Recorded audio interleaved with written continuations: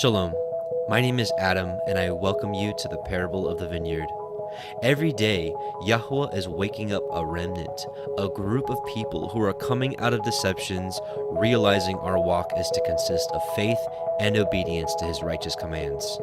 Each week, we read through and examine a portion of the Torah, allowing the Spirit of the Most High to guide, teach, and open our eyes and ears to the wondrous matters out of His law.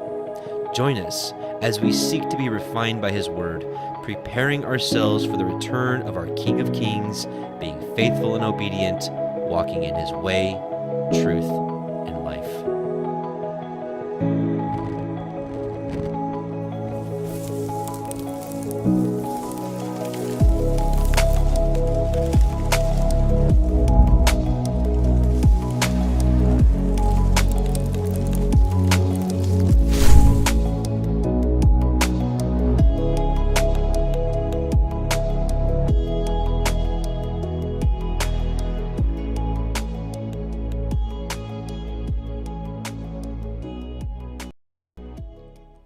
Hey, Shabbat Shalom, and welcome back, brothers and sisters, to the Parable of the Vineyard YouTube Torah portion live stream. My name is Adam, and I welcome you. This week is Toldot, which is, it's on the screen now, actually, Genesis 25:19 through 28:9, and lots to talk about here. Mainly the main focus will be, of course, about Jacob and the birth of Jacob and Esau, and some of the things that happens throughout their life. We're going to be digging, of course, through the chapters here just mentioned in Genesis, also cross-referencing in the Septuagint, in the also in the Targums, also in the book of Jasher, to kind of get the full story, if you will, because that's really the main focus this year of the Torah portion, is to get the fullness, really, of what's going on and to better understand. So each year as we go through the Torah portions, I know my goal is to continue to just learn more about what this walk actually looks like. I want to know all the fine details. I don't know about you. I'm curious about everything. Now that I've found this Torah to be the prize, the pearl, the parable of where the merchant sold everything he had to buy that one pearl. Well, I've found that the Torah is the pearl, and so I just want to learn everything about it. So that's why we're searching these. Oh, and of course Jubilees as well, to really get the full breadth of what's going on in these stories, or in history, if you will. So let's see. Let's get to where we are. We're Genesis 25. So I'm going to read 25. But we're going to listen to the Word Audio Project for chapters 26 and 27. If you're not familiar, that is a audio recording project that we've been tasked to do. Basically, we're recording the Cepher and all the books that are contained in it in a dramatized fashion with custom music, sound effects, that kind of stuff. So we'll be going through that tonight. So let's get over to Genesis 25 and get started. Actually, we'll start with a quick prayer, and we'll get going. So, Heavenly Father, Yahweh Most High, we just come before you again, and we just thank you for the ability to gather together like this. We pray, as Psalm 119 states, Psalm 119:18, that open our eyes that we may behold wondrous things out of your Torah, because we want to understand it better, and we want to walk it out better. So please cultivate in our heart understanding, and give us the ruach to walk these things out. We just thank you, and we just love you. Amen and amen. Okay, let's get to it, and here we go. Genesis 25:19. And these are the generations of Yitzchak. Yitzchak is Isaac, Abraham's son. Abraham begot Yitzchak, and Yitzchak was 40 years old when he took Rebekah, to be his woman, the daughter of Bethuel, the Aramean of Padan Aram, the sister to Lavan, or commonly known as Laban, the Aramean. And Yitzchak entreated Yahweh for his woman because she was barren, and Yahweh was entreated of him, and Rivkah his woman conceived. but it didn't seem to be that. Actually, it wasn't as simple as that. We're going to read Jasher 25:28, which is just the last verse through the next chapter, a couple verses.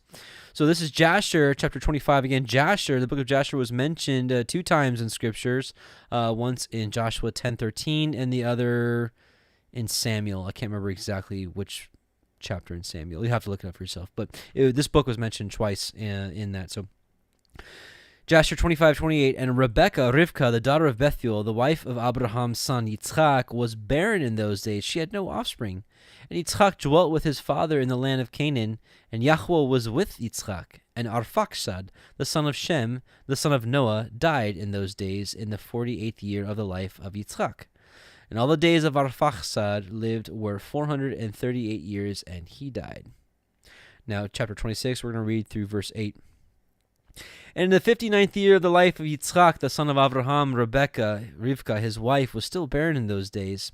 And Rivkah said unto Yitzchak, Truly I have heard, my lord, that thy mother Sarah was barren in her days, until my lord Abraham, thy father, prayed for her, and she conceived by him. Now therefore stand up, pray thou also to Elohim, and he will hear thy prayer, and remember us through his mercies. And Yitzchak answered his wife Rivkah, saying, Abraham has already prayed for me to Elohim to multiply his seed. Now therefore this barrenness must proceed to us from thee. And Rivkah said unto him, But arise now thou also and pray, that Yahweh may hear thy prayer and grant me children. And Yitzchak hearkened to the words of his wife.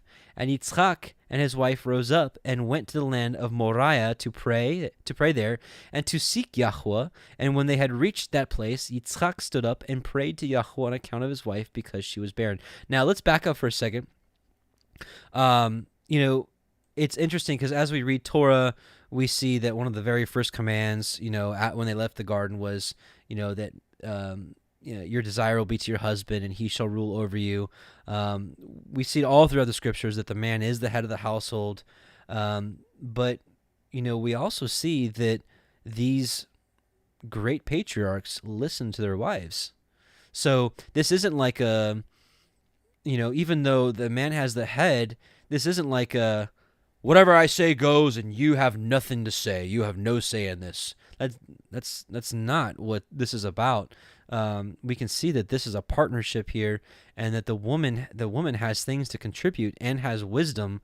Now, if she speaks without wisdom, then of course that's a different story. But Yitzchak saw that his wife spoke with wisdom. He's like, all right, listen. And even with Abraham, when his wife Sarah was like, get this bondwoman out of here. She's not going to be. And Abraham was brokenhearted because he loved Ishmael, right? He knew that Ishmael wasn't the son of promise, but he loves his son. Like any of you that have children, I'm sure most of you don't have a 2-wife scenario like Abraham did, but nevertheless, that was his son, and he listened to his wife, right? She's like, get him out of here. He's like, okay. Now, thankfully, he had the Most High was like, listen to your wife. He's like, oh, okay, all right, I can do that. But nevertheless, he hearkened to his wife. And anyway, so point being is, it's not like the man rules over the house as a tyrant, and the woman has no say. Like that's not how it goes. The woman certainly has a lot of wisdom to bring. Well, I can't speak in every scenario, but I'm sure in most cases, the woman in your home has many great things to bring to the table. And yes, you husband can hearken to the voice of your wife.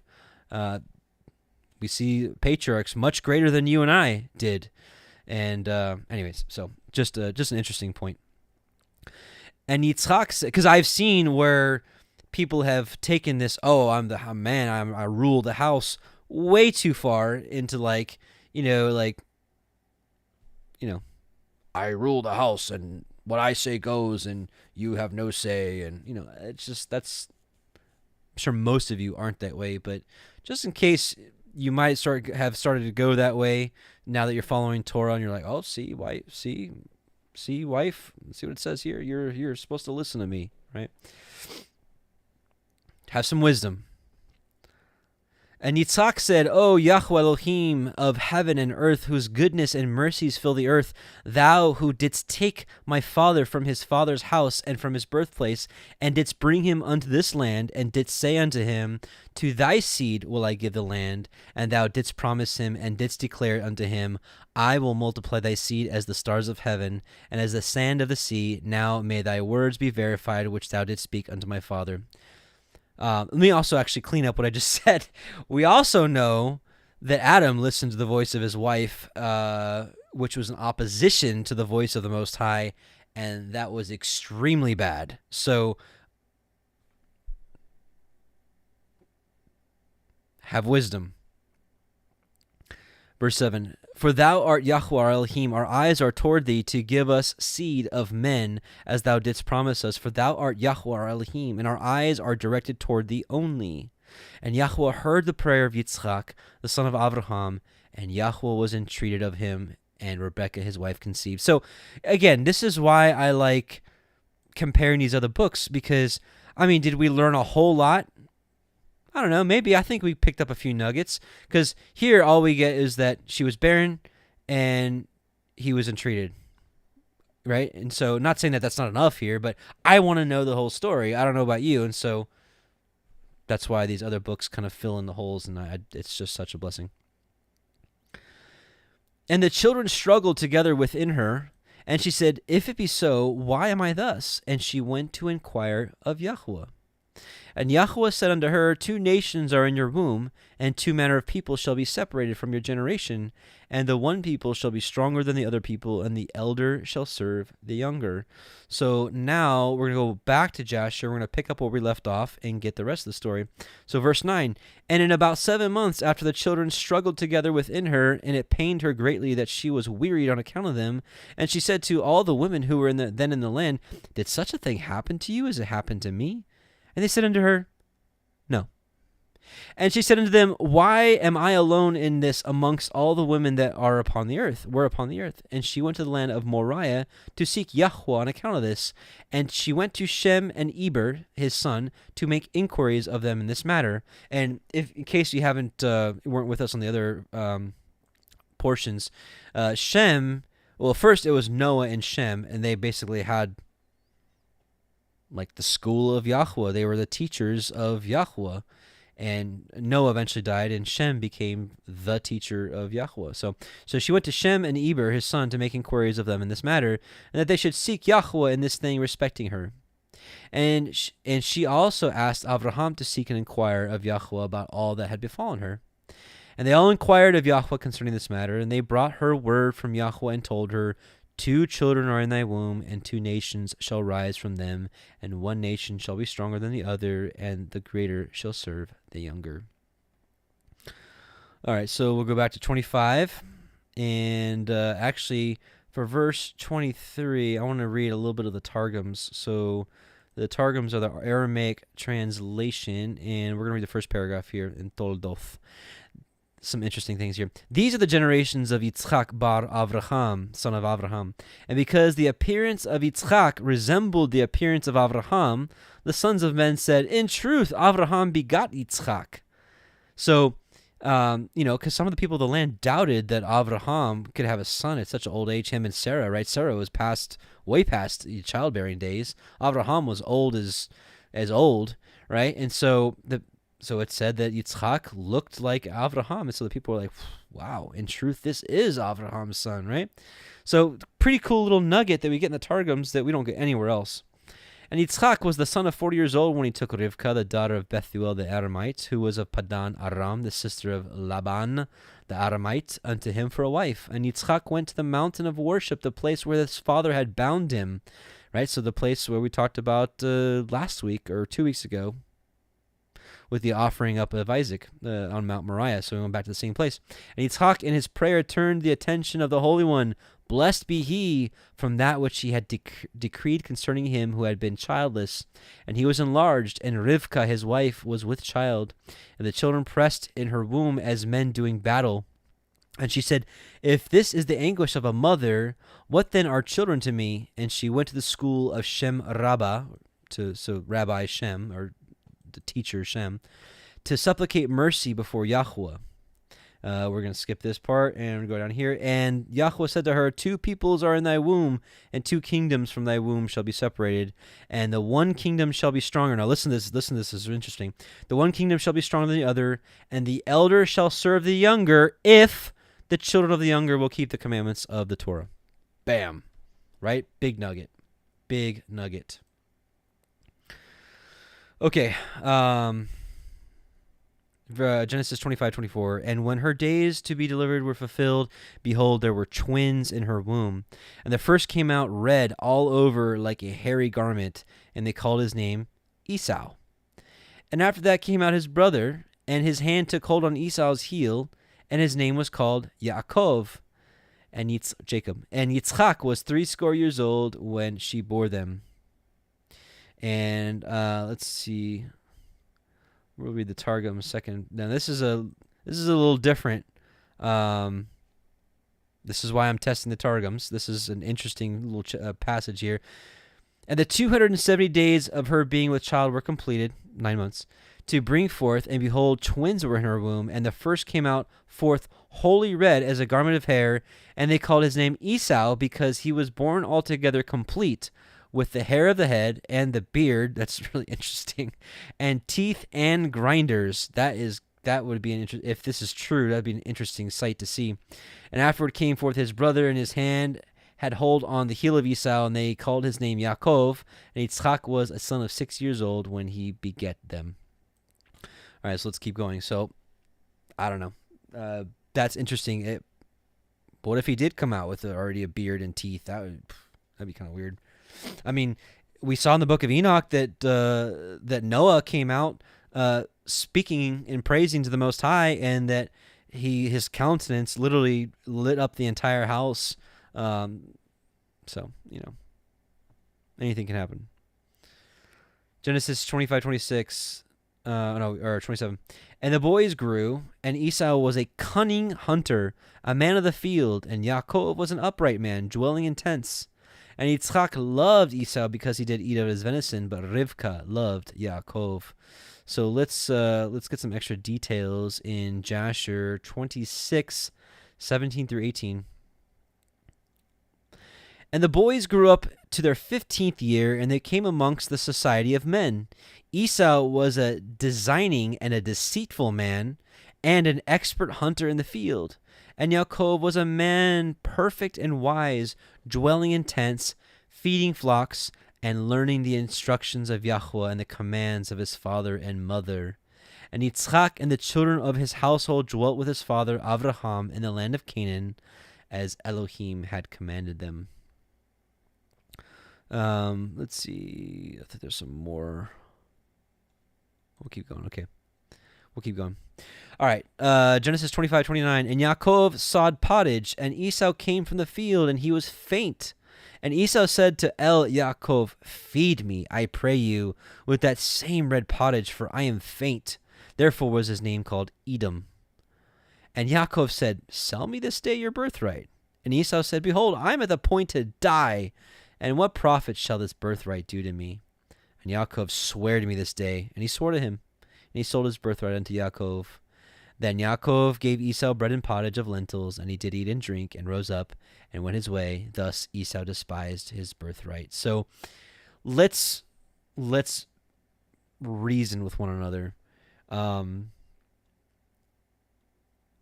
I don't believe that Esau was starving to death, that he thought he was going to die, so that he needed a bowl of soup to live in exchange for his birthright.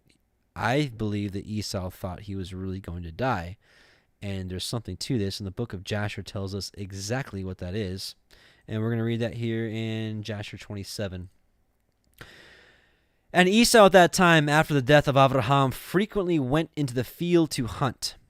And Nimrod, king of Babel, the same was Amraphel, also frequently went with his mighty men to hunt in the field, and to walk about with his men in the cool of the day. And Nimrod was observing Esau all the days, for a jealousy was formed in the heart of Nimrod against Esau all the days. Right, because Nimrod was a mighty hunter, and so was Esau. So Esau must have been just maybe younger and faster and quicker than Nimrod, because Nimrod was really old in this time. He's probably, maybe 200 years old at this point. So he was jealous of Esau, right? And on a certain day, Esau went into the field to hunt, and he found Nimrod walking in the wilderness with his 2 men. And all his mighty men and his people were with him in the wilderness, but they removed at a distance from him, and they went from him in different directions to hunt. And Esau concealed himself for Nimrod, and he lurked for him in the wilderness. And Nimrod and his men that were with him did not know him. And Nimrod and his men frequently walked about in the field at the cool of the day, and to know where his men were hunting in the field. And Nimrod and 2 of his men that were with him came to the place where they were, when Esau started suddenly from his lurking place and drew his sword, and he hasted and ran to Nimrod and cut off his head.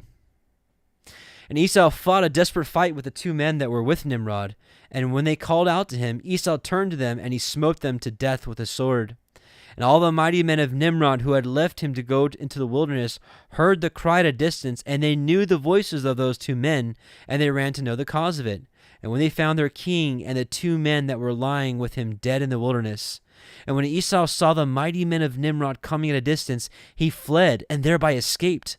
And Esau took the valuable garments of Nimrod, and this is an amazing story, because this tells exactly how these garments went back into the possession of the lineage of Shem, or the lineage of, lineage of Shem. Shem, Abraham, Isaac, Jacob. And Esau took the valuable garments of Nimrod, which Nimrod's father had bequeathed to Nimrod, this is the garments of Adam and Eve, the garments of Adam, and with which Nimrod prevailed over the whole land, and he ran and concealed them in his house. And Esau took those garments and ran into the city on account of Nimrod's men, and he came into his father's house wearied and exhausted from fight, and he was ready to die through grief when he approached his brother Yaakov and sat before him. He said unto his brother Yaakov, Behold, I shall die this day, and wherefore then do I want the birthright? And Yaakov acted wisely with Esau in this matter, and Esau sold his birthright to Yaakov, for it was so brought about by Yahweh. And Esau's portion in the cave of the field of Machpelah, which Abraham had bought from the children of Heth for the possession of a burial ground, Esau also sold to Yaakov, and Yaakov bought all this from his brother Esau for value given. And Yaakov wrote the whole of this in a book, and he testified the same with witnesses, and he sealed it, and the book remained in the hands of Yaakov. And when Nimrod the son of Cush died, his men lifted him up and brought him in consternation and buried him in his city. And all the days that Nimrod lived were 215 years, and he died. And the days that Nimrod reigned upon the people of the land were 185 years, and Nimrod died by the sword of Esau in shame and contempt. And the seed of Abraham caused his death, as he had seen in his dream. And at the death of Nimrod, his kingdom became divided into many divisions, and all those parts that Nimrod reigned over were restored to the respective kings of the land, who recovered them after the death of Nimrod. And all the people of the house of Nimrod were for a long time enslaved to all the other kings of the land. So, pretty interesting. I think that accurately depicts why this man, who is not, it said he was a cunning and deceitful man. It didn't say he was,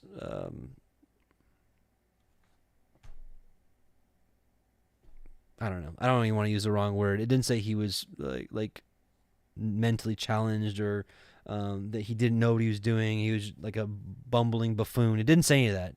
It said he was actually really wise and deceitful. So if he's wise and deceitful, how on earth is he selling his birthright because he's just so hungry?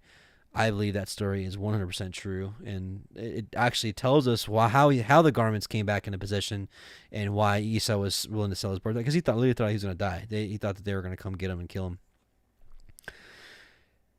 Okay, so all right, so that's the end of chapter 25. So let's go to 26, and we are going to listen from the Word audio project. So if I'm not talking, don't be alarmed. It's just a pre-recorded reading. So here we go, chapter 26.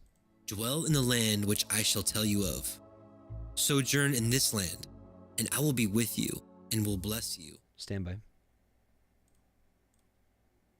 For unto you and unto your seed I will give all these countries, and will perform the oath which I swore unto Abraham your father, and I will make your seed to... Okay.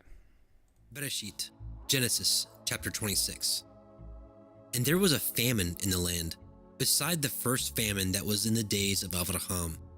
And Yitzchak went unto Avimelech, king of the Pelishtim, unto Gerar.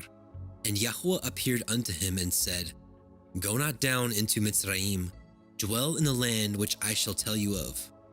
Sojourn in this land, and I will be with you, and will bless you.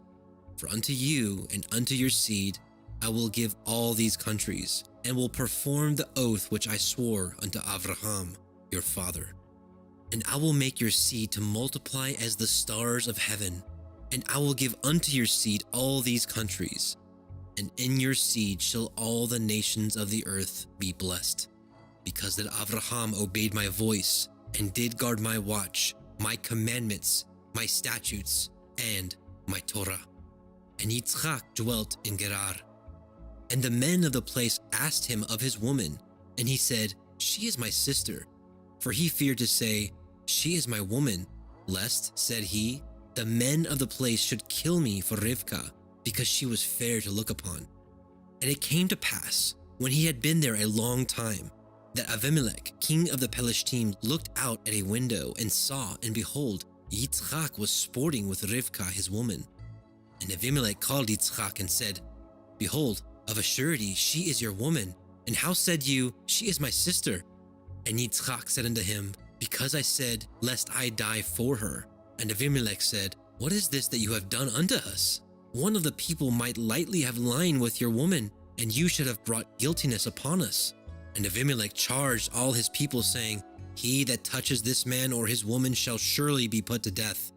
Then Yitzchak sowed in that land, and received in the same year 100-fold, and Yahweh blessed him. And the man waxed great, and went forward, and grew until he became very great. For he had possession of flocks, and possession of herds, and great store of servants. And the Pelishtim envied him, for all the wells which his father's servants had dug in the days of Abraham his father, the Pelishtim had stopped them, and filled them with earth.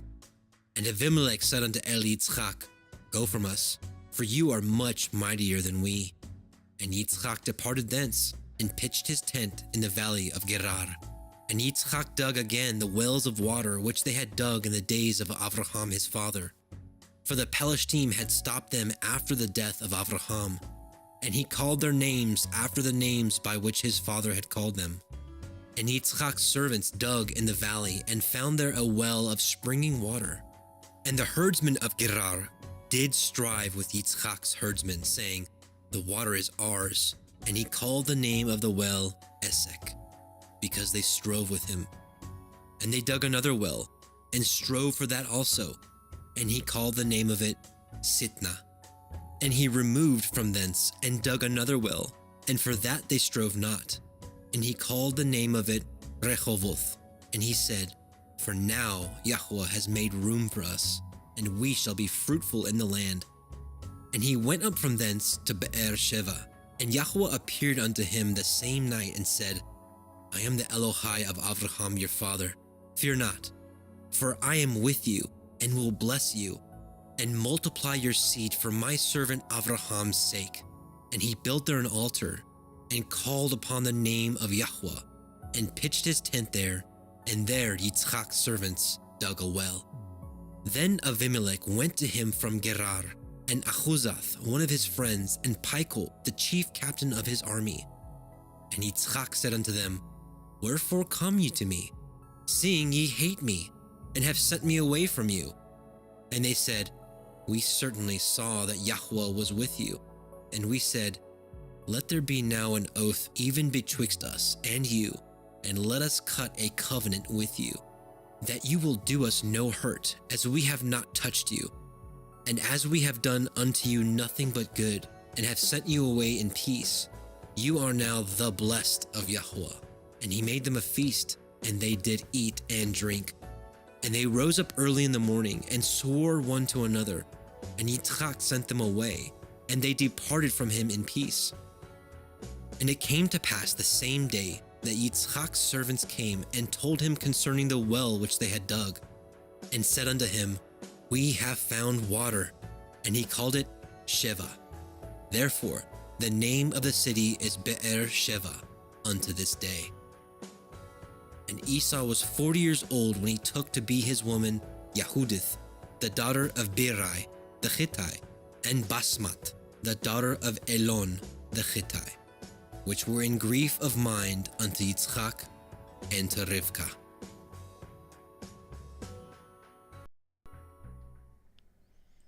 Okay, that was chapter 26, and a couple interesting things here. If I'm not going to read the Targums on this one because there's not a whole lot of difference, but it specifically said that the crops of Yitzchak grew was it tenfold or 100-fold compared to everyone else's, and they got jealous of him, and then that's why they kept being like, "Get away from this well! This is not yours. This is ours, and move away and go away and go away." And that's why they kicked him out, because it was just literally jealousy.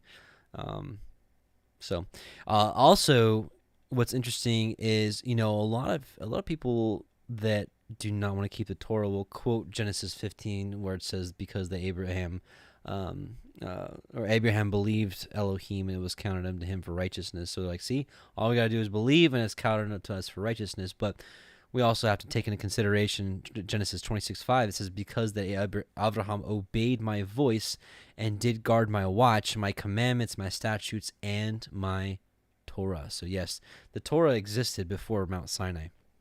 So when someone quotes Genesis 15, say, when we agree, faith, it's the faithfulness is the start of everything. But he also did this, and that's exactly how we're to be. We're to be faithful and obedient. So praise be to Yahweh for giving us these amazing commandments. Let's see, what do I have here? Why do I have this version, and why do I have that? All right.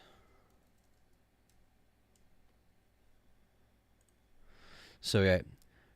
Right, so this is what I was talking about, Genesis 15:6, and he believed in Yahweh, and he counted to him for righteousness. John 8:37-40, this is a passage we've been reading a lot over the last couple weeks. It says, I know that you are Abraham's seed. He's going back and forth with the Pharisees. He's like, I know you're Abraham's seed, but you seek to kill me because my word hath no place in you. I speak that which I have seen with my father, and ye do that which ye have seen of your father. And they answered and said to him, Abraham is our father. Yahusha saith unto them, If you are Abraham's children, you would do the works of Abraham.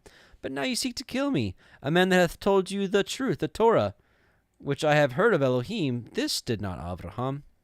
But he says specifically that if you are Abraham's children, you would do the works of Abraham. And we know that by faithfulness, we are the seed of the seed of Abraham.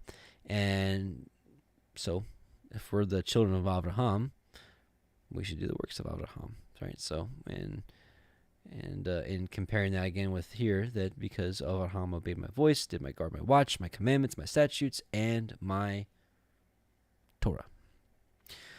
Let's see what else. So we're gonna look at a little more in Jasher 28:17-19. So again, this is Jasher 28:17 through 29. And after this, Shelach, the son of Arphaxad, died in that year, which is the 18th year of the lives of Yaakov and Esau.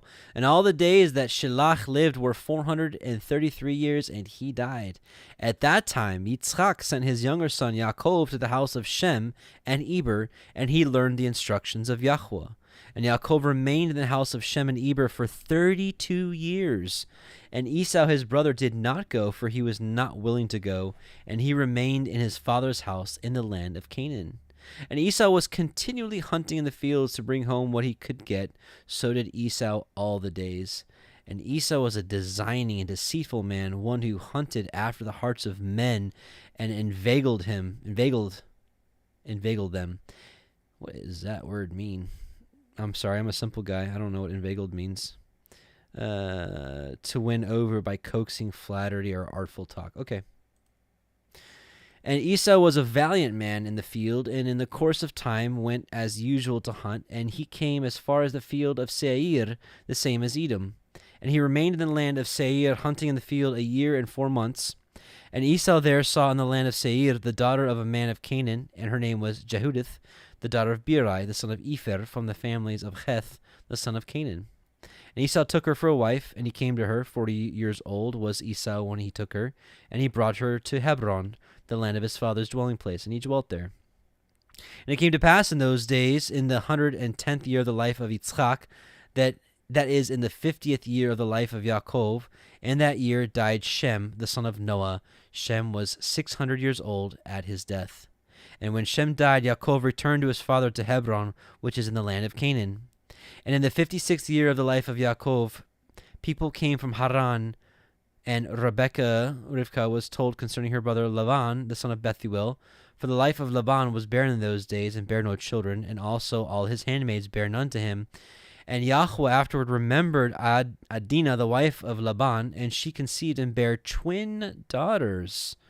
All right, so we find out that Leah and Rachel were twins. And Laban called the names of his daughters the name of the elder Leah and the name of the younger Rachel. And those people came and told these things to Rivka, and Rivka rejoiced greatly that Yahweh had visited her brother and that he got children. So what was supposed to happen, well, obviously everything happened the way it was, but I imagine maybe twins were supposed to marry twins. So Esau should have probably had Leah. Yaakov was supposed to have Rachel, but Esau was wicked, and Yaakov got both of them. Okay, so let's go to 27, and we'll go to 27, and we'll do the Cepher reading again. All right, and I'll probably have to fix it again. I probably messed that one up too. Hang on. Old, and his eyes were dim, so that he could not see. He called Esau his eldest son, and said, Bereshit, Genesis, chapter 27. And it came to pass that when Yitzchak was old, and his eyes were dim, so that he could not see, he called Esau his eldest son, and said unto him, My son. And he said unto him, Behold, here am I. And he said, Behold now, I am old, I know not the day of my death.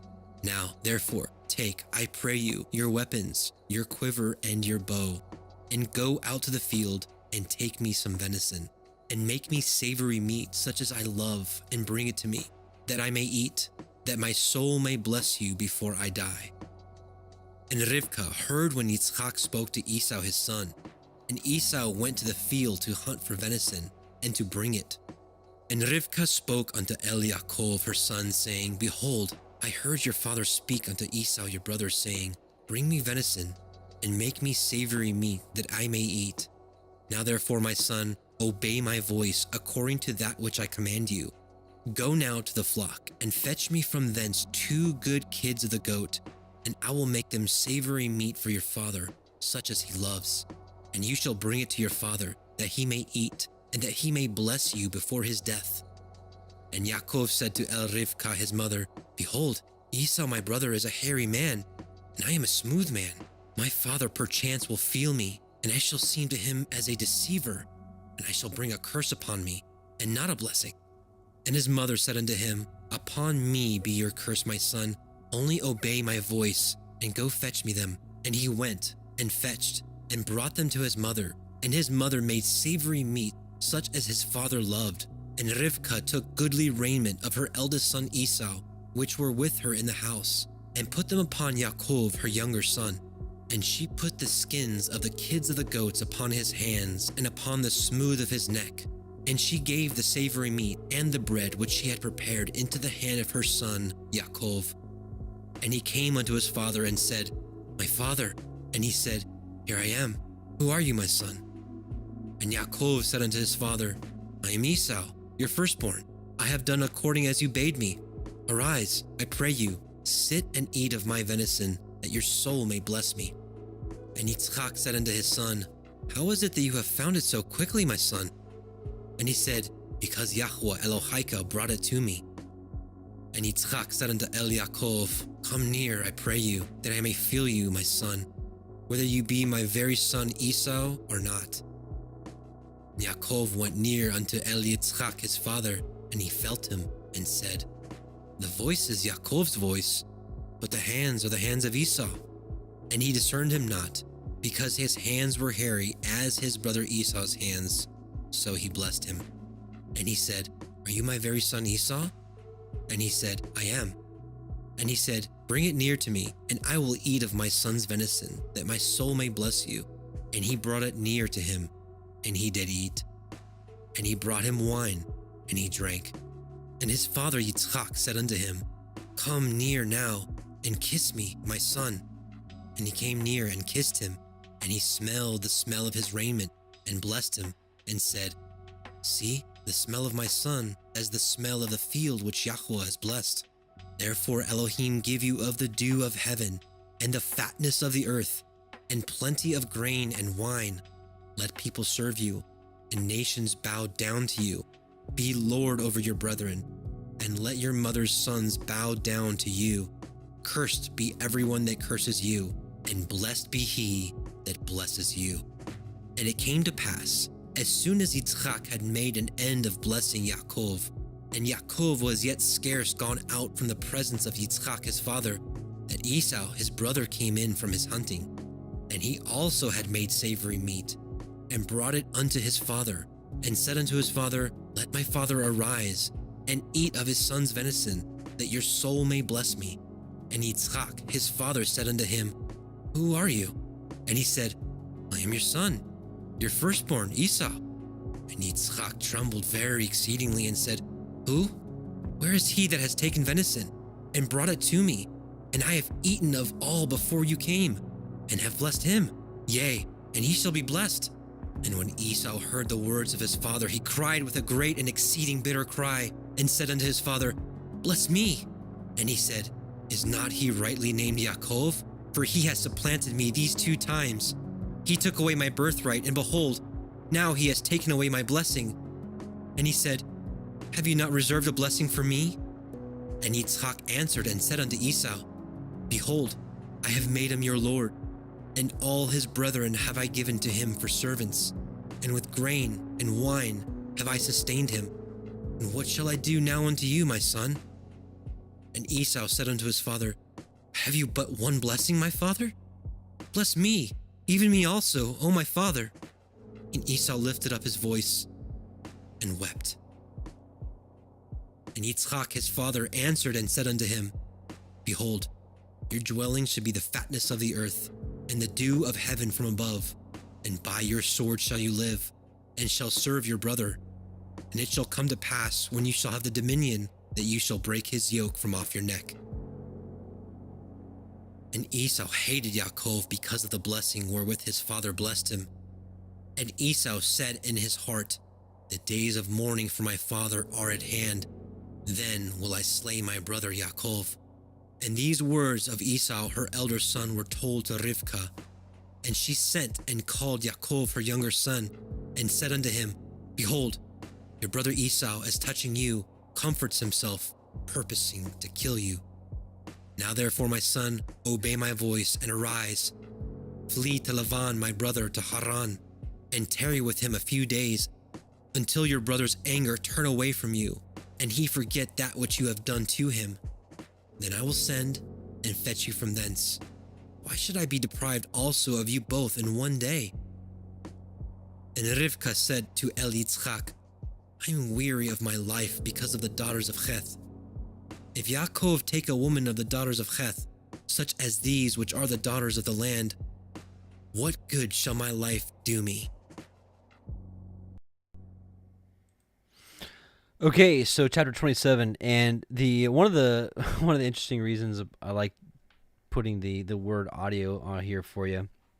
I also get to do some quality assurance testing, and there were a couple, for some reason, a couple passages that were just completely cut out there. So making note of them, and we'll get those fixed before we release the entire chapter out there. So sorry about that. A little bit, couple of things were missed, but nevertheless, that was chapter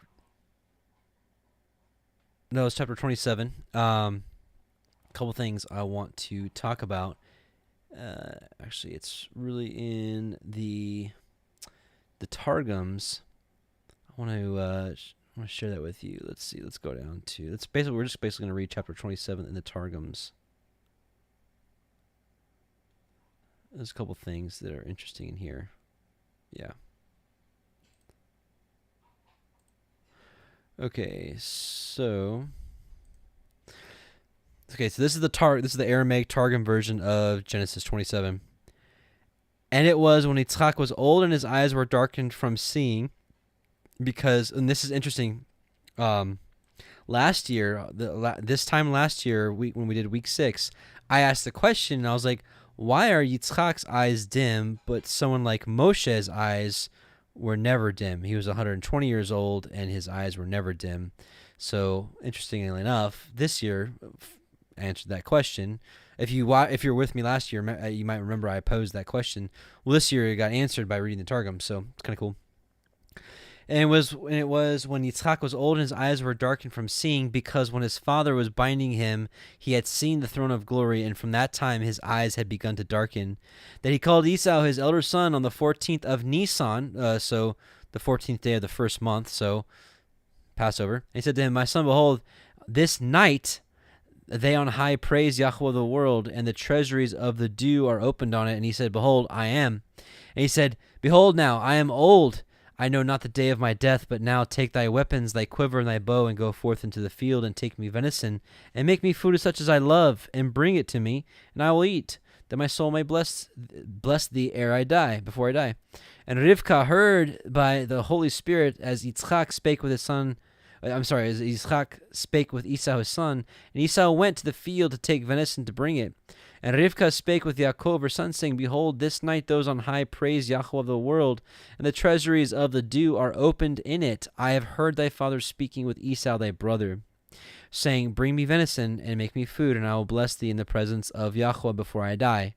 And now, my son, receive me from me what I command thee. Go now to the house of the flock, and take me from thence 2 fat kids of the goats, one for the Pascha, the Passover, and one for the oblation of the feast. And I will make of them food for thy father, such as he loveth. And thou shalt carry to thy father, and he will eat, that he may bless thee before his death." And because Yaakov was afraid to sin, fearing lest his father might curse him, he said, "Behold, Esau my brother is a hairy man, and I am a smooth man. Perhaps my father will feel me, and I shall be in his eyes like one who derideth him, and bring upon me a curse and not a blessing." And she said, "If with blessings he bless thee, they shall be upon thee and upon thy sons. And if he curses, he should curse thee, they shall be upon me and upon my soul. Therefore receive from me, and go and take from me." And it's something interesting to think about how this all goes down. You got to wonder if maybe Yahweh had something different planned, but this is how kind of it worked out, because we have to go back and remember that Rivka knew that the elder would serve the younger, and she's thinking to herself, well, why hasn't that happened? I mean, he's, my husband's getting ready to bless, Esau, but Yahweh promised it would be the other way. And, maybe she decided to go this route. Maybe it was this way from the beginning. I don't know. I do know that there was deceit. There was deceit here. There was lying involved here. And maybe that's why, Yahweh allowed Laban to, deal deceitfully with Yaakov. Maybe it was retribution. I don't know. I'm not judging Yaakov. I'm not judging the situation at all. Just having like a discussion, like if you guys were in my living room, talking about this, because we should talk about this, because we know it's not cool to lie or to have false witness, or very false witness, those kind of things. I'm not saying here, I'm not laying sin upon Yaakov. That's not what I'm doing, but I'm hypothesizing, or just posing the question. Maybe that's why the Yaakov, the name means supplanter, to supplant, like and so maybe that's why the supplanter was supplanted by Laban by a couple ways. His wages were changed 10 times by him, and he served him an agreement for Rachel, but they turned off all the lights in the house, and they swapped Rachel with Leah, so he got deceived himself. So maybe that's just why that worked out that way. I don't know. Maybe this was Yahweh's plan from the beginning, and this is just how he wanted it to work out. I don't know. It's interesting, but I just wanted to just cover that for a second. And okay, let's see. And he went and took and brought to his mother, and his mother made food such as his father loved. And Rivkah took the pleasant vestments of Esau, her elder son, which had formerly been Adam's. So here we are. We just learned earlier how Esau came into possession of the garments of Adam that Nimrod had, because he killed Nimrod. He stripped him of his garments, and he's like, these are mine now. So Rivkah took those and... so Rivkah took the pleasant vestments of Esau her elder son, which had been formerly Adam's, but which that day Esau had not worn, but they remained with her in the house, and with them, and she dressed Yaakov her younger son, and the skins of the kids she laid upon his hands, and the smooth parts of his neck. And the food and the bread she had made she set in the hands of Yaakov her son. And he entered unto his father and said, My father. And he said, Behold me, who art thou, my son? And Yaakov said, I think this is all the same.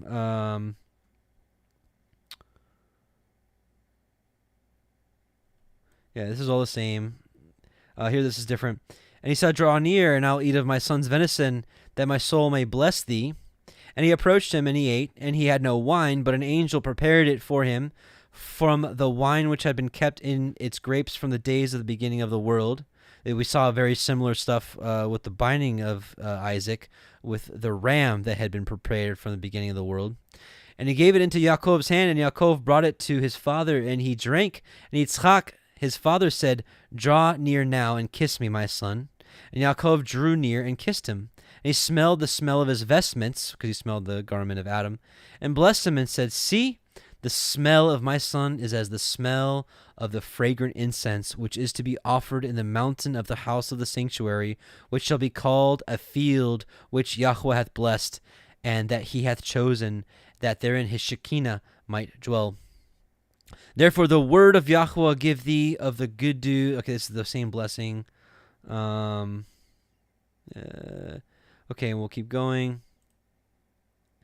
And it was when Yitzchak had finished blessing Yaakov, and Yaakov had only gone out about 2 handbreadths from Yitzchak his father, that Esau his brother came in from his hunting, and the word of Yahweh had impeded him from taking clean venison, but he had found a certain dog, and killed him, and made food of him, and brought to his father, and said to his father, Arise, my father, and eat of my venison, that thy soul may bless me.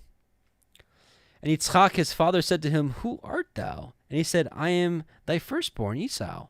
And Yitzchak was moved with great agitation when he heard the voice of Esau, and the smell of his food rose in his nostrils as the smell of burning Gehenna, which is burning hell. I don't know why that's... anyways, it's just interesting. So again, and the smell of his food rose in his nostrils as the smell of burning Gehenna. And he said, Who is he that hath got venison and come to me? And I have eaten all of which he brought me before thou camest. I have blessed him, and he shall be blessed. Okay, so this is, I think, all the same. Here, this is interesting. And Yitzchak answered and said to Esau, Behold, among the good fruits of the earth shall be thy habitation, and with the dews of the heavens from above. And upon thy sword shalt thou depend, entering in every place. Yet thou shalt be supple and credulous, and be in subjection to thy brother. But it will be that when his sons become evil, and fall from keeping the commandments of the Torah, thou shalt break his yoke of servitude from off thy neck. Now that makes sense to me. And let's see.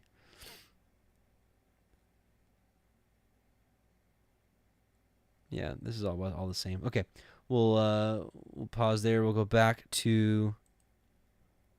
Yeah, we'll go back. Let's see. Jubilees. I have a note here for Jubilees 26:17. 17. Here we go. And Yaakov went near Yitzchak, his father, and he felt him and said, The voice is Yaakov's voice, but the hands are the hands of Esau. And he discerned him not, because it was a dispensation from heaven to remove his power of perception. And Yitzchak discerned not, for his hands were hairy as his brother Esau's. And I think the rest is the same. Yeah.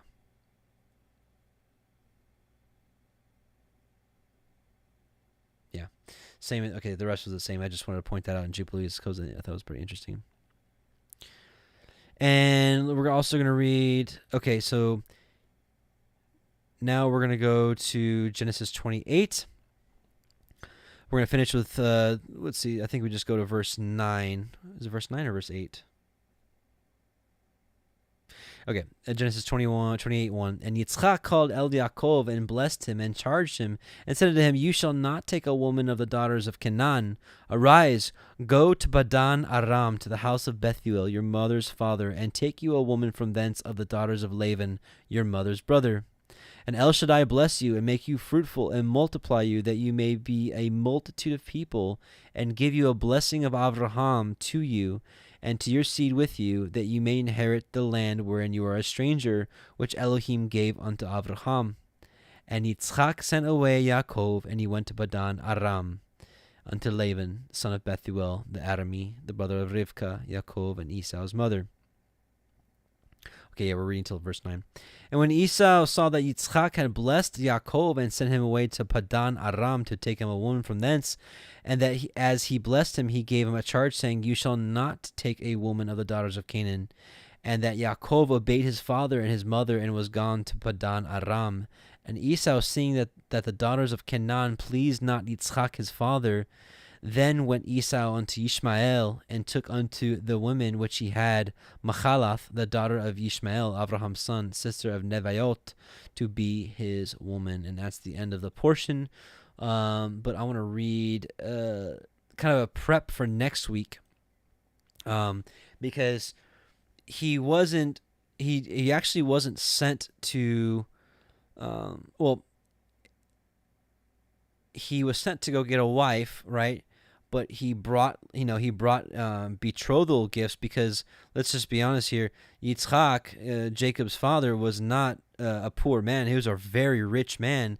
So Jacob would have gone to Laban's house with plenty of betrothal gifts, and the bride price and the dowry, excuse me, that's the word I was searching for. He would have come ready with the dowry for the woman, just like we saw with Eliezer when he went to go get Rivka for Yitzchak. He came with the dowry and he gave it to Lavan and and the whole house. So Yaakov would have been traveling to Lavan with riches to go get himself a woman. So let's go see why he had to serve Laban with hard labor to earn those wives. So we're going to turn to, I don't want to read this. What is that for? That was ridiculous.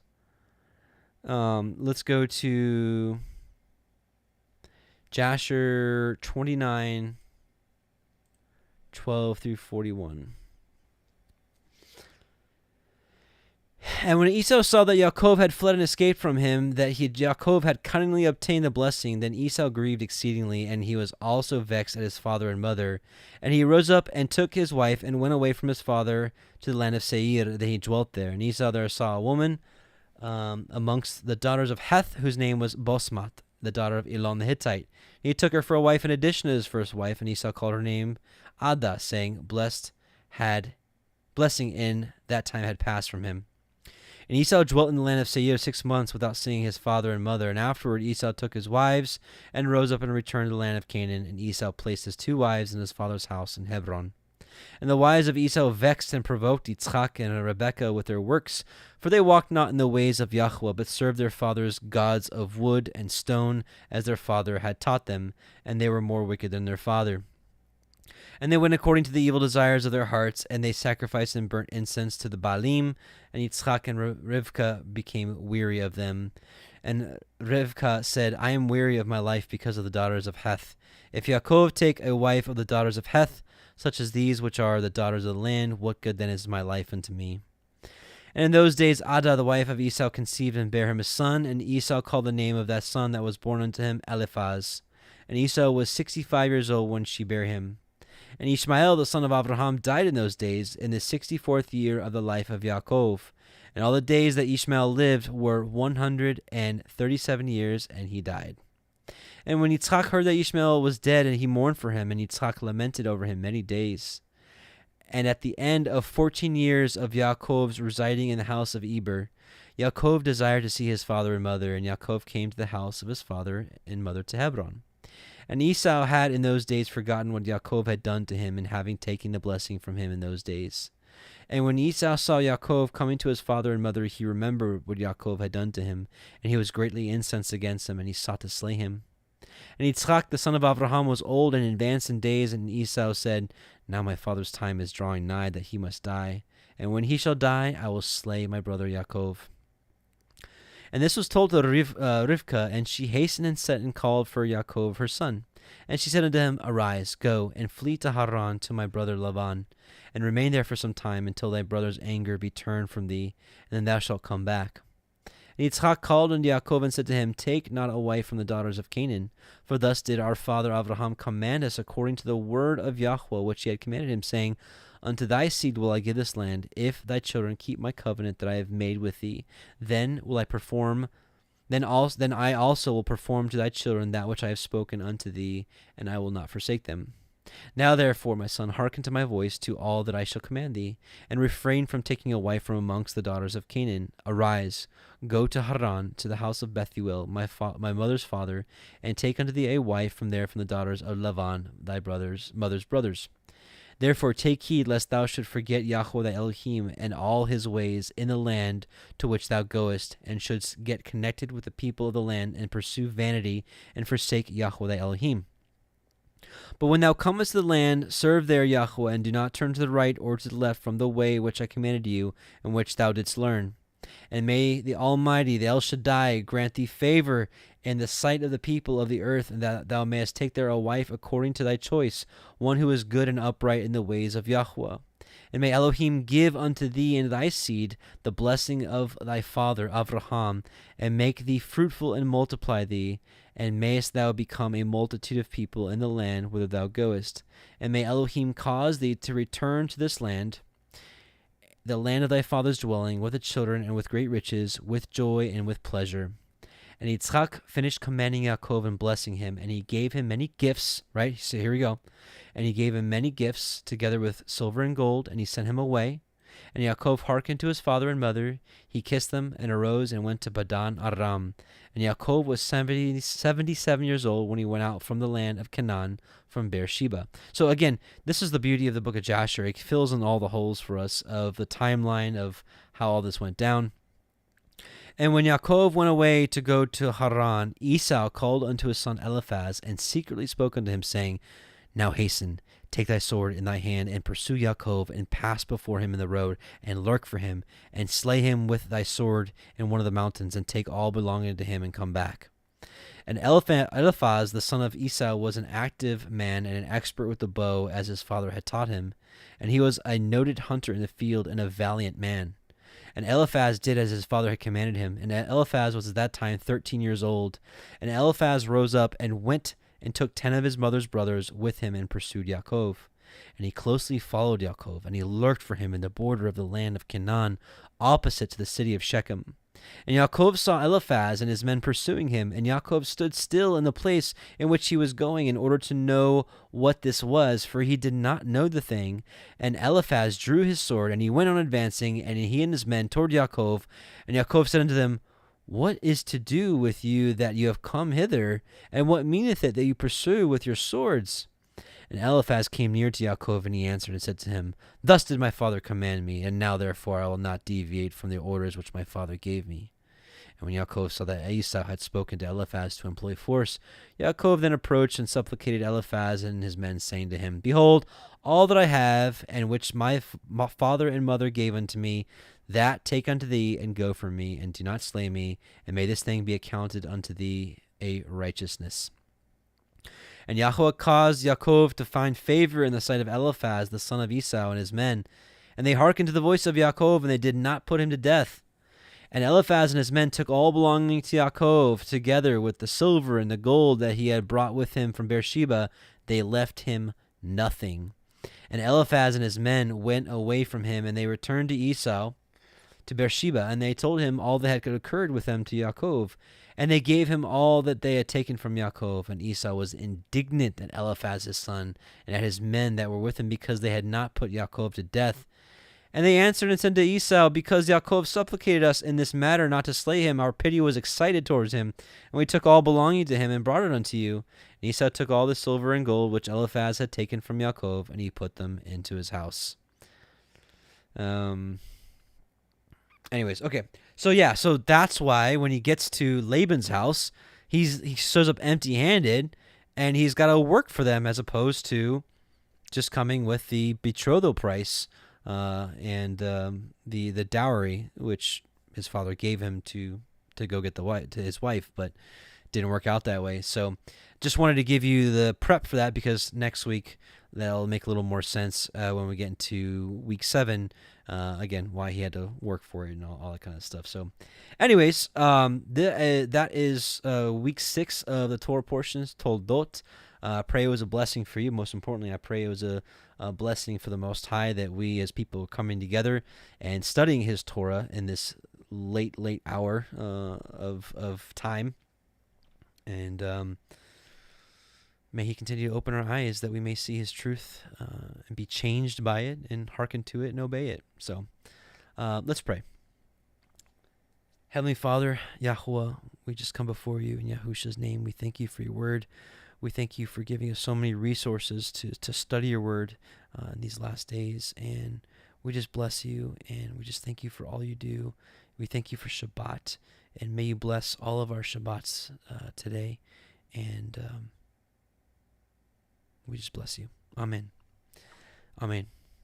So, brothers and sisters, hey, Shabbat Shalom to you. I pray that you get some good rest.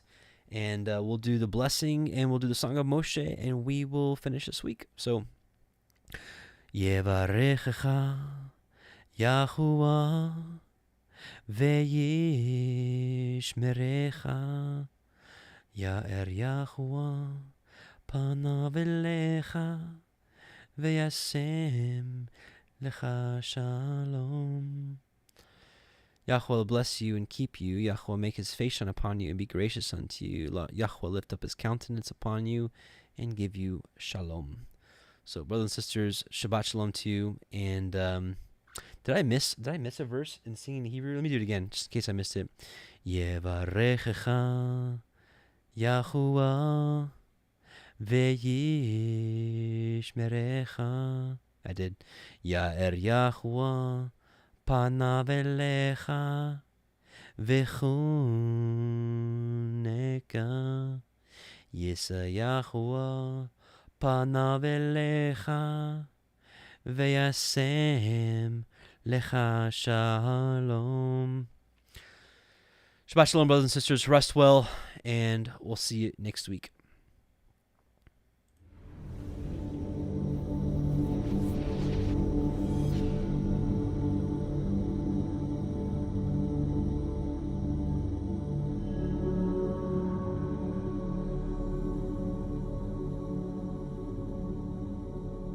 I sing to Yahweh, for he is highly exalted. The horse and its rider he has thrown into the sea.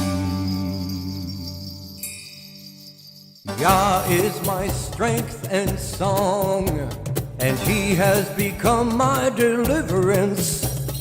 He is my El, and I praise him, Elohim of my father, and I exalt him. Yahweh is a man of battle, Yahweh is his name. He has cast Pharaoh's chariots and his army into the sea, and his chosen officers are drowned in the sea of reeds. The depths covered them, they went down to the bottom like a stone.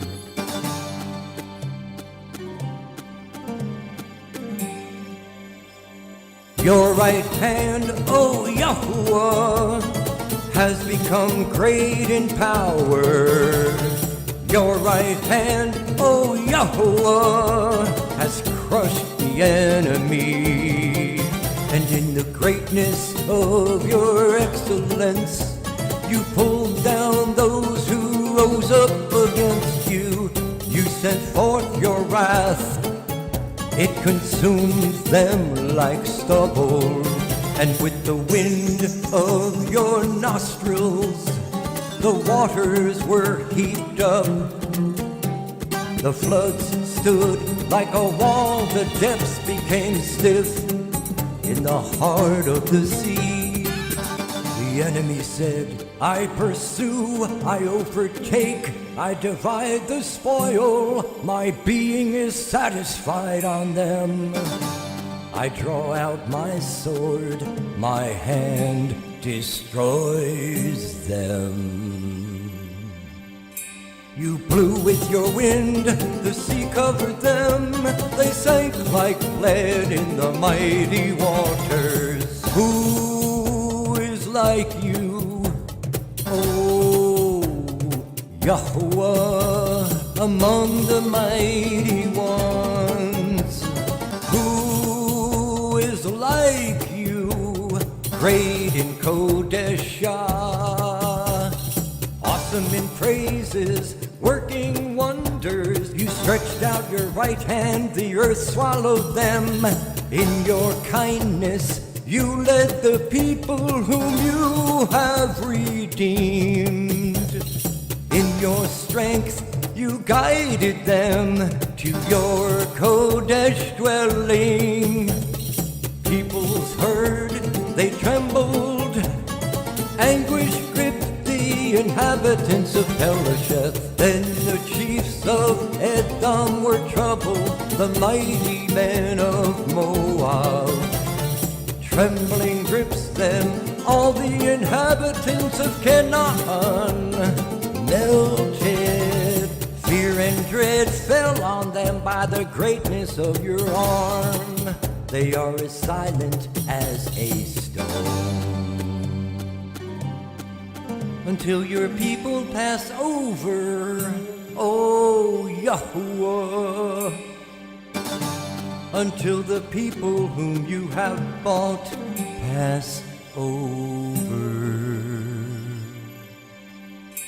You bring them in and plant them in the mountain of your inheritance, in the place, O Yahuwah, which you have made for your own dwelling, the Mikdash, O Yahuwah, which your hands have prepared. Yahweh reigns forever and ever.